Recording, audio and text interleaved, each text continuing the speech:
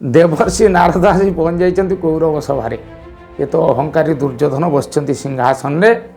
ତେଣୁ ଶକୁନି ହସିଦେଲେ, କହିଲେ ଆଜ୍ଞା ଦୁର୍ଯ୍ୟୋଧନ ହେଉଛନ୍ତି ଉତ୍ତମ ବ୍ୟକ୍ତି, କାହିଁକିନା ସେ ରାଜା, ସେ ରାଜ୍ୟକୁ ପରିଚାଳିତ କରୁଛନ୍ତି। ତେଣୁ ସିଏ ପ୍ରକୃତରେ ସେ ମାଲ୍ୟର ଯୋଗ୍ୟ ହେଉଛନ୍ତି ମହାମାନି ଦୁର୍ଯ୍ୟୋଧନ। ତେଣୁ ଚାରିପାଖକୁ ଦୁର୍ଯ୍ୟୋଧନ ଚାହିଁଲା, କହିଲା ଆମ ଭିତରେ ମଧ୍ୟମ ବ୍ୟକ୍ତି କିଏ? ମୋ ଭାଇ ଦୁଃଶାସନ। କହିଦେଲା ମାତ୍ରକେ କାହାକୁ ମାରିକି ଆଣିବ, କାହାକୁ ପିଟିକିରି ଆଣିବ। ତେଣୁ ଦୁର୍ଯ୍ୟୋଧନ କହିଲେ ହଁ ହଁ ଅଧମ ବ୍ୟକ୍ତି ଅଛନ୍ତି। ଉଠି ଆସିଲେ ସିଂହାସନରୁ, ସେ ମାଳଟିକି ଆଣି ଦେବର୍ଷି ନାରଦ ଗଳାରେ ଲମ୍ବେଇଦେଲେ। ଆପଣ ୟା କଥା ତା ପାଖରେ କହନ୍ତି, ତା କଥା ତା ପାଖରେ କହନ୍ତି, ତେଣୁ ଆପଣ ହେଉଛନ୍ତି ଅଧମ।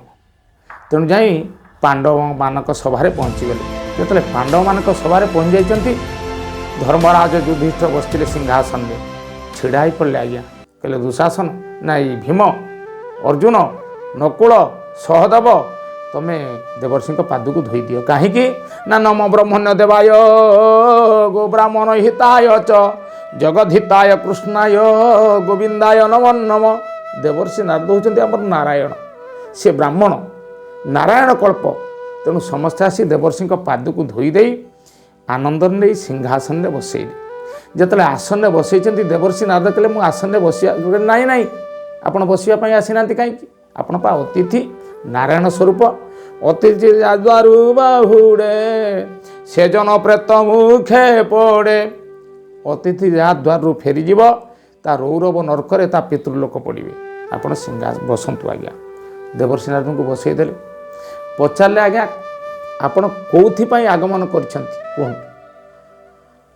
ଆପଣ ଆସନ ଗ୍ରହଣ କଲେ, ଆପଣ କୁହନ୍ତୁ ଆପଣଙ୍କର କି ଚର୍ଚ୍ଚା ଆମେ କରିପାରିବୁ।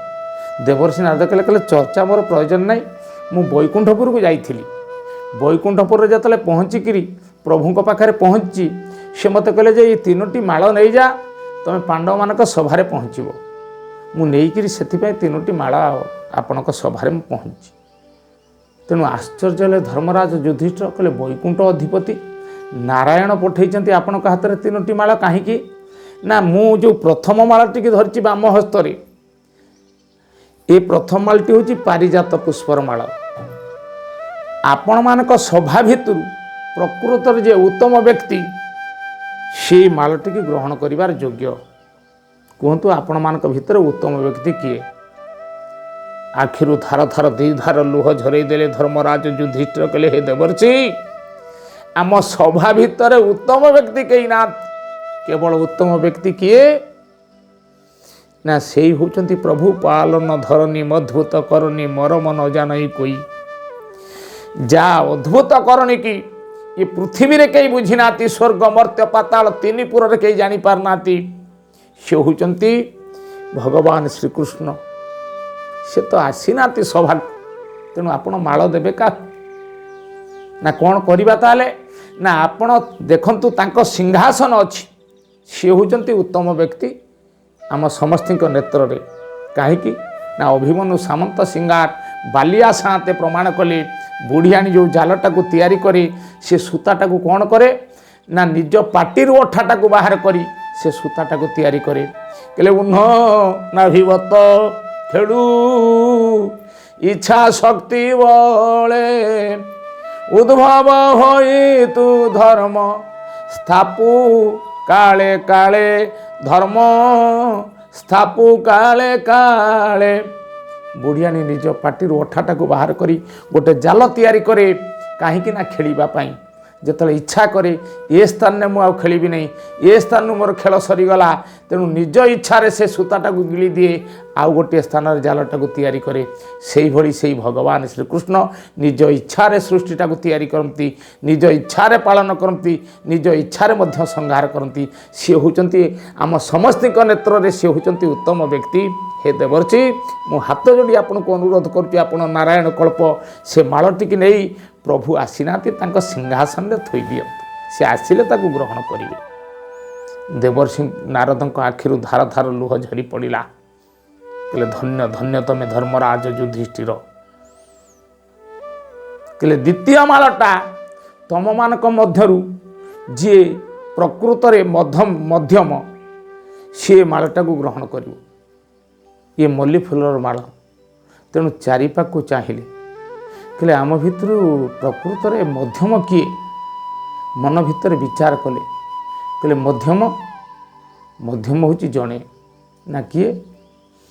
ନା ହେ ଦେବର୍ଷି ନାରଦ, ମଧ୍ୟମ ବ୍ୟକ୍ତି ସିଏ ହେଉଛନ୍ତି ଯେ ଆମ ସଭା ଭିତରୁ ସେଠୁ ତାଳି ମାରିଲେ କିଏ? ନା ଅର୍ଜୁନ ଏବଂ ଭୀମସେନ। କହିଲେ ଆଜ୍ଞା, ମଧ୍ୟମ ବ୍ୟକ୍ତି ହେଉଛନ୍ତି ଆମର ବଡ଼ ଭାଇ ଧର୍ମରାଜ ଯୁଧିଷ୍ଠିର। ଦେବର୍ଷି ନାରଦ କହିଲେ ହଉ ଠିକ୍ ଅଛି, ଆପଣ ଆସନ୍ତୁ, ଏ ମାଳାଟାକୁ ଆପଣ ଗ୍ରହଣ କରନ୍ତୁ। କହିଲେ ନାଇଁ ଆଜ୍ଞା, ଏ ମାଳାଟା ପ୍ରକୃତରେ କାହାର ଯୋଗ୍ୟ ମୁଁ ଆପଣମାନଙ୍କୁ ଦେଖାଇ ଦେଉଛି। ଉଠି ଆସିଲେ ଧର୍ମରାଜ ଯୁଧିଷ୍ଠିର, ସେଇ ମଲ୍ଲି ଫୁଲର ମାଳାଟାକୁ ନେଇ ଦେବର୍ଷି ନାରଦଙ୍କ ଗଳାରେ ଲମ୍ବେଇ ଦେଇକି ହାତ ଯୋଡ଼ି ପକାଇଲେ। କହିଲେ ହେ ଦେବର୍ଷି, ଆପଣ ସ୍ୱର୍ଗ ମର୍ତ୍ତ୍ୟ ପାତାଳ ତିନିପୁରର ଦେବତା, ନାରାୟଣ, ଆପଣ ବ୍ରାହ୍ମଣ ସ୍ୱରୂପ, ଆପଣ ନାରାୟଣ କଳ୍ପ, ତେଣୁ ଆପଣ ହେଉଛନ୍ତି ମଧ୍ୟମ, ଉତ୍ତମ ହେଉଛନ୍ତି ଭଗବାନ ଶ୍ରୀକୃଷ୍ଣ, ଆପଣ ହେଉଛନ୍ତି ମଧ୍ୟମ। ଏତିକି ବେଳେ ଧର୍ମରାଜ ଯୁଧିଷ୍ଠିରଙ୍କ କଥା ଶୁଣି ଦେବର୍ଷି ନାରଦ ପଚାରିଲେ, କହିଲେ ହେ ଏଇ ଯେଉଁ ଅନାବନା ଫୁଲର ମାଳଟିକୁ ମୁଁ ଆଣିଛି, ତମ ଭିତରୁ ଅଧମ ବ୍ୟକ୍ତି କିଏ? ଧର୍ମରାଜ ଯୁଧିଷ୍ଠିର ଆଖିରୁ ଧାର ଧାର ଦି ଧାର ଲୁହକୁ ଝରେଇ ଦେଇ ବେକଟାକୁ ପାତି ଦେଲେ। କହିଲେ ହେ ଦେବର୍ଷି ନାରଦ, ସେ ମାଳର ଯୋଗ୍ୟ ହେଉଛି ମୁଁ। ପ୍ରକୃତରେ ଆପଣଙ୍କୁ ମୁଁ ଏପର୍ଯ୍ୟନ୍ତ ବୁଝିପାରୁନାହିଁ, ସୃଷ୍ଟିର ସ୍ରଷ୍ଟା ଭଗବାନଙ୍କୁ ମୁଁ ବୁଝିପାରୁନାହିଁ, ତେଣୁ ସେ ମାଳାଟାକୁ ମୋରି ବେକରେ ଲମ୍ବେଇ ଦିଅନ୍ତୁ। ମୁଁ ହେଉଛି ଏ ସଭା ମଧ୍ୟରେ, ଏ ସୃଷ୍ଟିରେ ମୁଁ ହେଉଛି ପ୍ରକୃତରେ ଅଧମ। ତେଣୁ ସତ୍ୟବାଦୀ ଯୁଧିଷ୍ଠିର, ଧର୍ମରାଜ ଯୁଧିଷ୍ଠିର ସେ ମାଳଟାକୁ ନେଇ ନିଜ ବେକରେ ଲମ୍ବେଇ ଦେଲେ। ମୁଁ ହେଉଛି ପ୍ରକୃତରେ ହେଉଛି ଅଧମ। ଦେବର୍ଷି ନାରଦ ସବୁ କଥାଟାକୁ ଭାବି ଭାବି ଭାବି ଭାବି ଯାଇ ପହଞ୍ଚିଲେ ବୈକୁଣ୍ଠପୁରରେ। କହିଲେ ଚିନ୍ତା କଲେ, କ'ଣ କରିବି, ମୁଁ ବୈକୁଣ୍ଠପୁରକୁ ଯିବି ନା ଯିବି ନାହିଁ। ଯେତେବେଳେ ଯାଇ ବୈକୁଣ୍ଠପୁରରେ ପହଞ୍ଚିଛନ୍ତି, ବୈକୁଣ୍ଠ ଅଧିପତି ଭଗବାନ ହସିଲେ। କହିଲେ ଦେବର୍ଷି, ଯେ ମୁଁ ରାମ ଅବତାରରେ ଜନ୍ମ ହୋଇଥିଲି, ରାବଣକୁ ବିନାଶ କରିଥିଲି, ଆପଣ ମଧ୍ୟ ମୋତେ ଦିନେ ପଚାରିଥିଲେ, ମୁଁ ଚିନ୍ତା କରିଥିଲି ସମ୍ଭବାମି ଯୁଗେ ଯୁଗେ ଧର୍ମ ସଂସ୍ଥାପନାର୍ଥାୟ, ଧର୍ମକୁ ରକ୍ଷା କରିବା ପାଇଁ, ସନ୍ଥମାନଙ୍କୁ ରକ୍ଷା କରିବା ପାଇଁ, ଦୁଷ୍ଟଙ୍କୁ ବିନାଶ କରିବା ପାଇଁ ମୁଁ ଯୁଗେ ଯୁଗେ ଅବତାର ଗ୍ରହଣ କରେ। ତେଣୁ ରାମ ଅବତାରରେ ଗ୍ରହଣ କରିଥିଲି ଅବତାର। ଯେତେବେଳେ କୃଷ୍ଣ ହେଇକିରି ଦ୍ୱାପର ଯୁଗରେ ମୁଁ ଜନ୍ମଗ୍ରହଣ କଲି, ତେଣୁ ତୁମେ ମୋତେ ପଚାରିଥିଲ ଯେ ପ୍ରକୃତରେ ଆପଣ ଭଲ ପାଉନାହାନ୍ତି କାହିଁକି, ପାଣ୍ଡବମାନଙ୍କୁ ଭଲ ପାଆନ୍ତି, କୌରବମାନଙ୍କୁ ଭଲ ପାଆନ୍ତି ନାହିଁ। ମୁଁ ସେଥିପାଇଁ ତୁମ ହାତରେ 6ଟା ମାଳ ଦେଇଥିଲି, ତା'ର ପ୍ରକୃତ କାରଣ ମୋତେ କୁହ। ଦେବର୍ଷି ନାରଦ ହାତ ଯୋଡ଼ି ପକାଇଲେ, କହିଲେ ପ୍ରଭୁ, ଆପଣଙ୍କ ବିଚାର ହେଉଛି ଠିକ୍, ଆପଣଙ୍କ ନୀତି ହେଉଛି ଠିକ୍, ଆପଣ ହେଉଛନ୍ତି ସୃଷ୍ଟିର ସ୍ରଷ୍ଟା। ତେଣୁ ସେଥିପାଇଁ ଭଗବାନ କହିଲେ, କହିଲେ ହେ ଦେବର୍ଷି, ମୁଁ ସବୁବେଳେ ଚିନ୍ତା କରେ ଯେଉଁମାନଙ୍କ ମଧ୍ୟରେ ଅହଙ୍କାର ଅଛି, ଯେଉଁମାନଙ୍କ ମଧ୍ୟରେ ଗର୍ବ ଅଛି, ଯେଉଁମାନଙ୍କ ମଧ୍ୟରେ ବଢ଼ିମା ଅଛି, ସେମାନେ ମୋର ସାନ୍ନିଧ୍ୟ ପାଇପାରନ୍ତି ନାହିଁ।